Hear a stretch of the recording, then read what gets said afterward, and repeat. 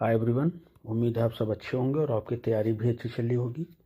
आज के इस सेशन में हम मिसलेनियस क्वेश्चंस की बात करेंगे जो आपके एलटी ग्रेड, जीआईसी और जो भी मेंस एग्ज़ाम होने वाले हैं उनके लिए बहुत ज़्यादा इम्पोर्टेंट होने वाले हैं। वीडियो को पूरा देखिए और इसकी पीडीएफ के लिए टेलीग्राम चैनल ज्वाइन कर लीजिए, ठीक है। चलिए शुरू करते हैं। Question number 1 in it says how do Shakespeare sonnets explore themes of time, love, beauty and mortality. करें कि बताइए कि कैसे शेक्सपियर की सोनेट्स टाइम, लव, ब्यूटी और मॉर्टेलिटी की थीम को एक्सप्लोर करती हैं। चलिए शुरू करते हैं। बहुत इंपॉर्टेंट क्वेश्चन है, थीम बेस्ड पूछा जा सकता है। Shakespeare's collection of 154 sonnets explores. Shakespeare ने, हमें पता है, टोटल 154 सोनेट्स लिखी हैं, ठीक है। Explores the theme of love, इनमें आपको theme of love, time, love, beauty and mortality देखने को मिलेगी विथ रिमार्केबल डेप्थ, बहुत ही ज़्यादा गहराई, एंड ओरिजिनलिटी और वास्तविकता के साथ में। Time is often depicted as a destructive force, time को प्रायः कैसा दिखाया गया है? डिस्ट्रक्टिव फोर्स के तौर पर, विनाशकारी ताकत या शक्ति के तौर पर। That ages and decays all living things, क्योंकि जो एजेस हैं और एंड डिकेज जो समय है और जो बर्बादी है उससे आने वाली, ऑल लिविंग थिंग्स, वो सारी चीज़ों को बर्बाद कर देती है। In the procreation sonnets, procreation sonnets जो हमें पता है 17 तक है। The poet urges the fair youth to preserve his beauty by having children, वो फेयर यूथ से अर्ज करते हैं, निवेदन करते हैं कि वो अपनी ब्यूटी को प्रिजर्व करने के लिए उन्हें शादी करना चाहिए और बच्चों को बच्चे उत्पन्न करने चाहिए। वार्निंग दैट विदाउट एयर्स, और ये उसे वार्न भी करते हैं कि बिना उत्तराधिकारियों के time will erase him completely, समय उसको पूरी तरह से साफ कर देगा, मतलब उसका नामो निशान ख़त्म हो जाएगा दुनिया से अगर कोई उत्तराधिकारी नहीं होगा। येट फिर भी शेक्सपियर ऑल्सो सजेस्ट, शेक्सपियर ये भी सजेस्ट करते हैं दैट की poetry can resist times power, कि जो पोइट्री है वो टाइम की शक्ति को रेजिस्ट कर सकती है। इन सोनेट 55 में ही डिक्लेयर्स दैट, वो ये डिक्लेयर करते हैं कि not marble not the glided monuments of princes shall outlive this powerful rhyme, करेंगे नॉट मार्बल, ना तो कोई संगमरमर की मूर्ति, नॉट द गिल्डेड मोनूमेंट्स, और ना ही सोने चांदी से जड़े हुए मोनूमेंट्स, स्मारक, ऑफ प्रिंसेस, राजकुमारों के या राजाओं के, शैल आउटलिव दिस पावरफुल राइम, इस पावरफुल शक्तिशाली राइम या टाइम से आउटलिव नहीं कर सकते हैं। शैल आउटलिव, अच्छा कर सकते हैं, सॉरी नॉट नहीं है ना, कि इस टाइम को अगर कोई हरा सकता है ना तो वो क्या है, नहीं ठीक है, ये निगेटिव का ही सेंस होगा आपका, ठीक है ना। ये नॉट है, ये नॉर है, ये इन्हीं का सेंस आगे जुड़ेगा आगे। तो क्या मतलब है इसका कि चाहे वो राजाओं के मकबरे हों, चाहे वो संगमरमर की उनकी मूर्तियां हों, कुछ भी हो, कुछ भी इस समय से बच नहीं सकता है। असर्टिंग, ये बात को स्वीकार करते हुए कि that verse can grant immortality, सिर्फ और सिर्फ जो वर्स है, जो पोइट्री है, वही हमें इमोर्टैलिटी, अमरता प्रदान कर सकती है, ठीक है। आप समझ में आई होगी पूरी बात आपकी भी। सिमिलरली सोनेट 18, इसी तरह से सोनेट 18 प्रॉमिस करती है दैट की the beloved's beauty will live eternally, जो बिलवेड की ब्यूटी है वो हमेशा रहेगी। So long as man can breathe, जब तक कि इंसान सांस लेते रहेंगे, और आइज कैन सी, या हमारी आंखें, इंसान की आंखें देखती रहेंगी तब तक। और किसके थ्रू? वर्सेस के through. Love is presented in multiple forms, love को कई एक फॉर्म में प्रेजेंट किया गया है। वो टेंडर भी है, यानी कोमल है, admiring in the fair youth sequence, और इससे ये प्रशंसा करते हैं फेयर यूथ सीक्वेंस, यानी उन सोनेट्स में जो फेयर यूथ को लिखी गई हैं, बहुत एडमायर करते हैं उसे, कोमल बताते हैं, बड़ा अच्छा बताते हैं। बट लेकिन इसे वो पैशनेट, जुनूनी बताते हैं, बिटर, कड़वाहट से भरा हुआ बताते हैं, कंट्राडिक्टरी, और कंट्राडिक्टरी भी बताते हैं the dark lady sonnets, dark lady sonnets में, ठीक है। वेयर एज, इसके अलावा sonnet 116 idealises love as ever fixed mark, जो सोनेट नंबर 116 है वो लव को एन एवर फिक्स्ड मार्क के तौर पे उसको आदर्श मानती है।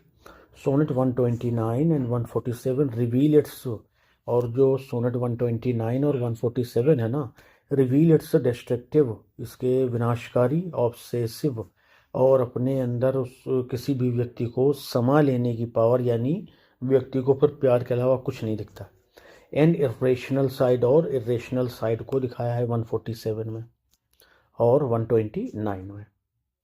Beauty celebrated throughout, beauty को तो सभी सोनेट्स में सेलिब्रेट किया गया है। Is also mourned for its fleeting nature, इस पर दुख या आलाप भी किया गया है। किस लिए? फ्लीटिंग नेचर, इसका जो नेचर है, जो प्रकृति है, वो चले जाने वाला, यानी सुंदरता हमेशा रहने वाली नहीं है। Always under threat from time and death, और ये जो सुंदरता है हमेशा वो अंडर थ्रेट रहती है, किसके? टाइम और डेथ के। ठीक है, आगे देखेंगे। अल्टीमेटली द सोनेट्स कंक्लूड, ये सोनेट्स कंक्लूड करती हैं दैट की मॉर्टेलिटी इज इनेविटेबल, मॉर्टेलिटी जो है वो इनेविटेबल है, यानी हमारा मरना तय है। But love and poetry possess the power, लेकिन जो प्यार और जो कविताएं हैं, जो पोइट्री है, पजेस द पावर, उनके पास ये ताकत है टू ट्रांसेंड डीके, कि वो बर्बादी से कहीं ऊपर निकल जाए। थ्रू आउट आर्ट, और आर्ट के जरिए Shakespeare Trump's over time, Shakespeare ने समय को जीत लिया है। बहुत अच्छी इनकी 154 जो सोनेट्स है ना, उसमें बहुत तरह की थीम आपको अलग अलग तरह से देखने को मिलेंगी। पढ़ना भी चाहिए अपन को, जो क्योंकि अपने सिलेबस में भी है। चलिए क्वेश्चन नंबर सेकंड में आ जाइए। Write a note on theme and moral purpose of Milton's Paradise Lost, पहला क्वेश्चन। दूसरा, how does John Milton justify the ways of God to man, discuss. And how does Milton deal with the themes of free will and liberty in Paradise Lost. तीनों का लगभग same मामला है। यहाँ पर देखेंगे तो मोरल पर्पस आपको बताना है मिल्टन के पैराडाइज लॉस्ट का। दूसरे क्वेश्चन में कह रहे हैं कि मिल्टन के वेज को जस्टिफाई करिए जो गॉड के मनुष्य के प्रति हैं, जिस तरह से मिल्टन ने बताया है, और मिल्टन ने किस तरह से डील किया है फ्री विल और लिबर्टी की थीम के साथ में अपनी पैराडाइज लॉस्ट में। तीन तरह के क्वेश्चन आपको मिल सकते हैं, आंसर आपको यही वाला लिखना है। देखेंगे in Paradise Lost Milton's grand theme, Milton की जो ग्रांड थीम है, is announced in the opening lines, वो ओपनिंग लाइन्स में ही अनाउंस कर दी जाती है, बता दी जाती है, और वो क्या है? ऑफ मैंस फर्स्ट ओबीडियंस, मनुष्य की पहली गलती या पहली उसकी अवज्ञा। The epic deals with the fall of Adam, ये जो एपिक है ये फॉल ऑफ एडम को डील करता है, एंड ईव और ईव के दियर डिसोबीडियंस टू गॉड्स कमांड, और उनके अवज्ञा को दिखाता है जो गॉड की आज्ञा के खिलाफ उन्होंने करी थी, and the loss of Eden, और स्वर्ग के छिन जाने या खो जाने को भी दर्शाता है। यानी पहले एडम और ईव स्वर्ग में रहा करते थे, लेकिन गॉड ने उनको मना किया कि आपको इस पेड़ के फल को नहीं छूना है, लेकिन शैतान के बहकावे में आकर के वो खा लेते हैं और उन्हें स्वर्ग से नीचे ज़मीन में भेज दिया जाता है। Here the true aim of the poem is justifies the ways of God to man, yet फिर भी द ट्रू एम, जो सच्चा उद्देश्य है ऑफ द पोएम, इस पोएम का, is to justify the ways of God to man, वो God के फैसलों को जस्टिफाई करना है मनुष्य के लिए। ठीक है, यानी जो भी ईश्वर का गॉड अल्लाह करता है वो हमारी भलाई के लिए करता है। उस समय हमें वो ख़राब लगता है कि ऐसा नहीं होना चाहिए था, ये होना चाहिए था, लेकिन हो सकता है कि आगे आने वाली ज़िंदगी में, समय में, वो हमारे लिए अच्छा हो। ये बात मिल्टन जो है समझाना चाहते हैं हमें। The theme of disobedience lies at the heart of the epic, theme of disobedience, अवज्ञा की जो थीम है ना, कहना न मानने की, इनकार करने की जो थीम है, वो एपिक के हार्ट में है, यानी सेंट्रल थीम है ये, ऐसा समझिए। एडम और Eve tempted by Satan, Adam और ईव शैतान के द्वारा पथभ्रष्ट कर दिए जाते हैं, यानी उन्हें जो है लालच दे करके कहना मानने से उन्हें मना किया जाता है, यानी वो अवज्ञा करने पर, इनकार करने पर उतारू हो जाते हैं। टेस्ट द फॉरबिडन, और टेस्ट कर लेते हैं फॉरबिडन फ्रूट, उस फ्रूट को जिसे मना किया गया था कि नहीं खाना है तुम्हें। And thus bring sin death and suffering into the world, और इस तरह से इस एक गलती ने दुनिया में पाप को, मृत्यु को और सफरिंग, कष्टों को ला दिया। Their punishment reflects the justice of God, और क्योंकि उन्होंने कहना नहीं माना था इसलिए उनको सज़ा मिली, और इनको उनकी जो सज़ा थी वो गॉड के, अल्लाह के जस्टिस, इंसाफ को दिखाती है। बट ऑल्सो इज मर्सी, उसकी दया को भी दिखाती है। फॉर, क्योंकि थ्रू क्राइस्ट सो सेक्रीफाइस, क्राइस्ट के सेक्रीफाइस के चलते Mankind is promised redemption, Mankind मानवता को प्रोमिस्ड वादा किया गया रिडेम्पशन, उसकी निजात का, कि तुम्हें निजात मिलेगी, तुम्हें छुटकारा मिलेगा। रिडेम्पशन मतलब, ठीक है, तुम्हें छुटकारा मिलेगा। हेल जाने से, ये खैर इनका क्रिश्चियंस का थोड़ा सा ही बिगड़ा हुआ, क्या कहिए कि फेथ है। सबका पहले हिसाब किताब होगा, फिर फैसला होगा किसको कहाँ जाना है। आगे देखते हैं। Another central idea is free will, दूसरा जो सेंट्रल आइडिया है वो फ्री विल है। दो गॉड इज ओमनीपोटेंट, यद्यपि गॉड हर जगह मौजूद भी है, ओमनीसाइंट भी है, ओमनीपोटेंट भी है। ओमनीपोटेंट मतलब सर्वशक्तिशाली भी है, ठीक है। ओमनीसाइंट मतलब सब कुछ देखने वाला, ओमनी प्रेजेंट हर जगह मौजूद भी है। He does not destroy Satan, वो सैटान को बर्बाद नहीं करते हैं। और प्रिवेंट एडम एंड ईव से फॉल, और ना ही एडम और ईव के फॉल को रोकते हैं। इंस्टीड, इसके बजाय he grants them liberty of choice, उन्हें वो अपनी पसंद की आज़ादी दे देते हैं। Making them responsible for their own actions, अब आज़ादी देने के बाद जो वो कुछ करेंगे तो उसके जिम्मेदार वो खुद होंगे। दिस शोज दैट, ये दिखाता है कि ट्रू ओबीडियंस, जो सच्ची ओबीडियंस, आज्ञा है ना, आज्ञा मानना जो है, अपने आप को समर्पण कर देना है, कम फ्रॉम फ्रीडम, वो आज़ादी के दौरान ही होना चाहिए, नॉट कंपल्शन, मजबूरी के दौरान या मजबूरी के तहत नहीं। क्या मतलब है कि अगर आप आज़ाद रहते हुए भी गुनाहों से बचें, यानी आप किसी काम, बुरे काम को करने को बिल्कुल ताकत रखते हैं, आपके पास पैसा भी है कि बुरा काम करने के बाद अब बच के कानून से निकल आएंगे, उसके बाद भी आप वो काम नहीं करते हैं और गॉड से डरते हैं, अल्लाह से डरते हैं, तब माना जाएगा कि आप वाकई में ओबीडियंट हैं।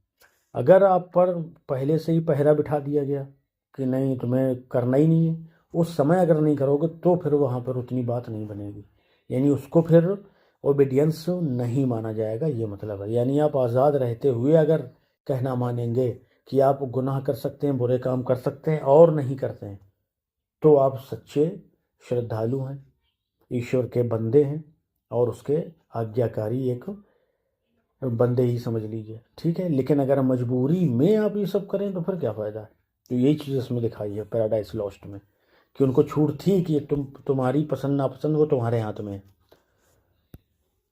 द पोयम ऑल्सो एक्सप्लोर्स, ये जो पोयम है ये एक्सप्लोर करती है लिबर्टी को एज अ मेंटल कंडीशन, एक मेंटल कंडीशन के तौर पर।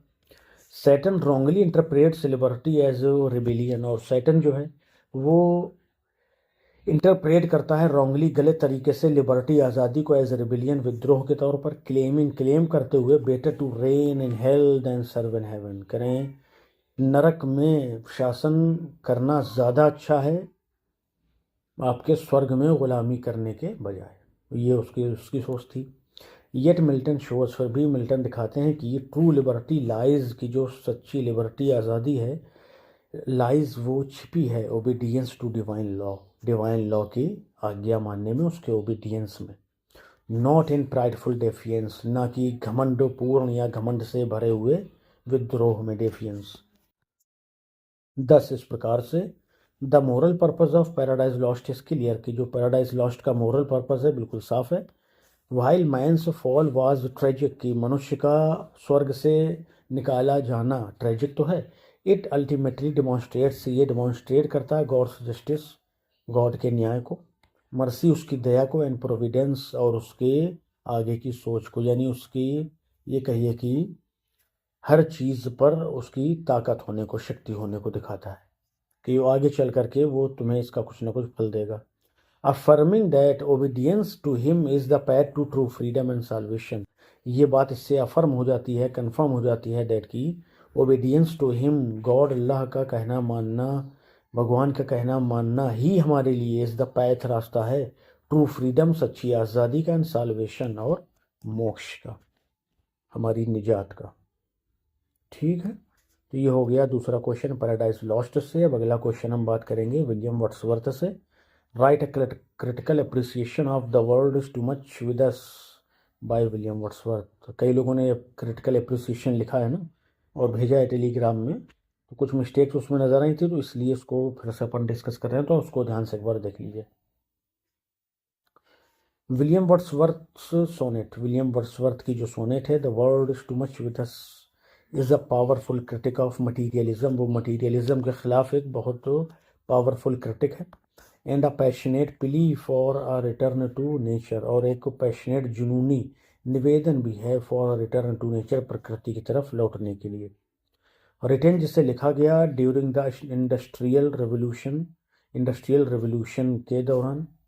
द पोएम, ये जो कविता है, रिफ्लेक्ट करती है वर्ड्सवर्थ्स बिलीफ, वर्ड्सवर्थ के विश्वास को कि ह्यूमन काइंड, जो मानवता है, in its pursuit of wealth and worldly power, वो अपने धन संपत्ति और दुनियावी सांसारिक शक्तियों के पीछा करने में हैज़ बिकम, हो गई है कैसी, एलियनेटेड, अजनबी, फ्रॉम द स्पिरिचुअल ब्यूटी, दैवी सुंदरता से, ऑफ द नेचुरल वर्ल्ड, प्राकृतिक दुनिया की। सही बात है कि लोग जो है आजकल के वो धन दौलत और संपत्ति के पीछे भाग रहे हैं और अपनी लग्जूरियस लाइफ को जीने में परेशान हैं कि ये भी आ जाए वो भी आ जाए। इसके पीछे भागने में या इस बात को अपने दिमाग में बिठा लेने में कि दुनिया की दौलत ही और दुनिया की ऐशो आराम ही सब कुछ है, उन्होंने अपने आप को दैवीय सुंदरता से, यानी ब्यूटी, स्पिरिचुअल ब्यूटी से और नेचुरल वर्ल्ड से क्या कर लिया है, बहुत दूर कर लिया है, अलग कर लिया है। आगे देखेंगे द ओपनिंग लाइन, जो ओपनिंग लाइन है, the world is too much with us late and soon, ये जो दुनिया है हमारे लिए बहुत ज़्यादा है, टू मच बहुत ज़्यादा है, late and soon, immediately of establishes excessive the theme of preoccupation with material concern, immediately। और ये जो लाइन है पहली कि ये दुनिया जो है वो हमारे लिए बहुत कुछ है, लेट एंड सून, चाहे वो हमें बाद में समझ में आ जाए या थोड़ा जल्दी समझ में आ जाए, ये भी सेंस हो सकता है इसका, या ये सेंस हो सकता है कि आप दुनिया को कैसे जीते हैं वो आपकी बात की ज़िंदगी को सही करेगा या पहले की ज़िंदगी को सही करेगा, ये भी सेंस हो सकता है। तो इमीडिएटली ये बात जो है establish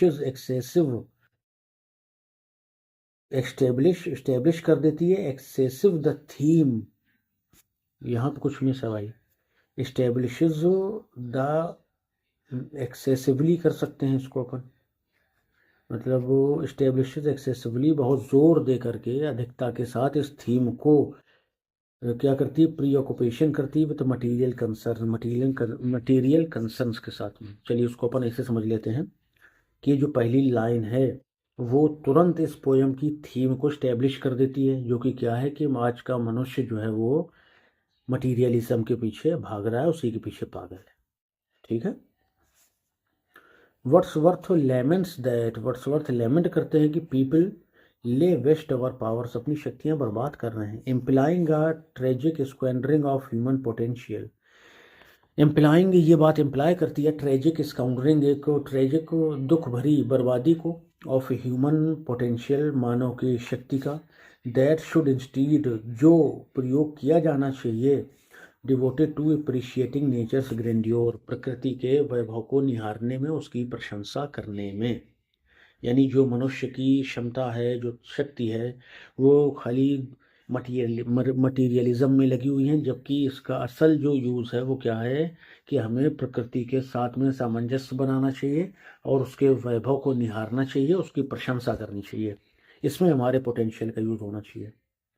the imagery of sea that bares her bosom to the moon, करेंगे जो इमेजरी उन्होंने दिखाई है सी की, समंदर की, जो bares her bosom to the moon, जो अपनी जवानी को चांद के लिए बिल्कुल खोल देता है, and the winds that will be हाउलिंग at all hours, और वो हवाएं जो हमेशा हाउल ही करती रहेंगी, चलती रहेंगी साए साए आवाज़ के साथ में, वो पोर्ट्रे करती है नेचर को as a dynamic and sublime, dynamic, गतिशील, एंड सबलाइम, और सर्वोपरि के तौर पर, in contrast to humanity's indifference, मानवता की अरुचि के खिलाफ।